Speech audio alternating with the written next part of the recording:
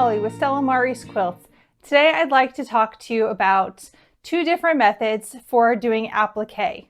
The raw edge method as well as a method for finished edge.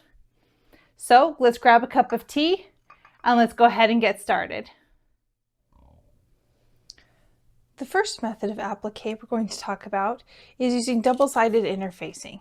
This interfacing has a bumpy glue side on one side and a paper back to it.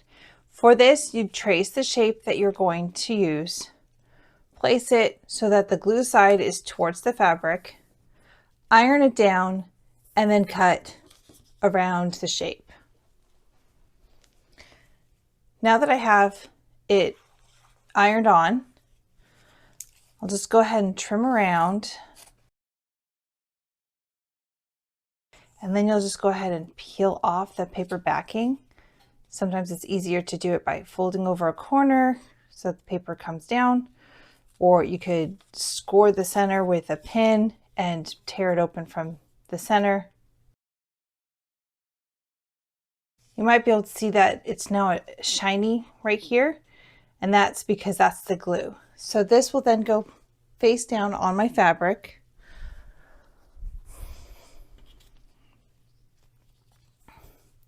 And then you'll just hit it with the iron, following your manufacturer's instructions.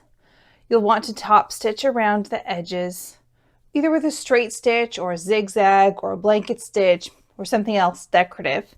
And then that will take care of your applique with this method. The second method is to use regular standard interfacing. With this, the interfacing has a glue side that's bumpy and a smooth side.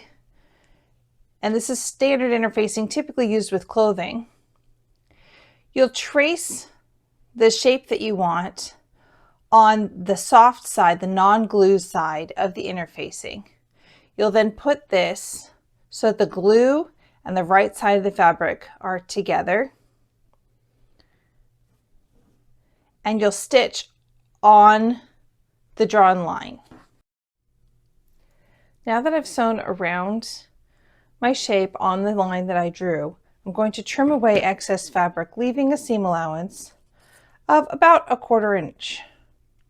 I'm going to cut a little closer at the points just to help with the bulk. Now carefully, I'm going to separate the fabric and the interfacing. Put a little cut in that interfacing.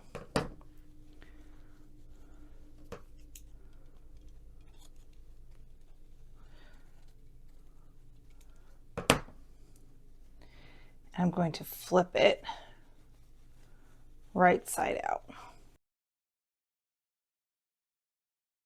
I'm going to use my turning tools here to smooth the edges.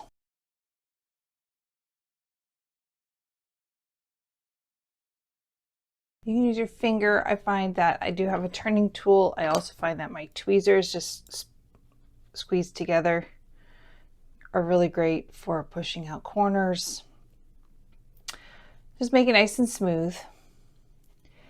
And then you'll lay this down on your fabric where your applique is going to end up, and you'll iron it down. And the glue side of that interfacing is now going to be against the other fabric. And then you'll go through and you'll top stitch. This method will give you a finished edge to your applique. The previous method with the double-sided gives you a raw edge for your applique. So most of the time, it's just personal preference which method you use. I personally tend to use the finished edge method more, but I do find benefit in doing the raw edge depending on the project. Thank you for joining me today as we discussed two different methods for doing applique. I hope you found this helpful and are able to apply these methods on your future projects. And just remember that a lot of this, it is personal choice. If you prefer raw edge versus a more finished edge look, is entirely up to you. So until next time, I hope you have a wonderful day, and cheers. Happy quilting.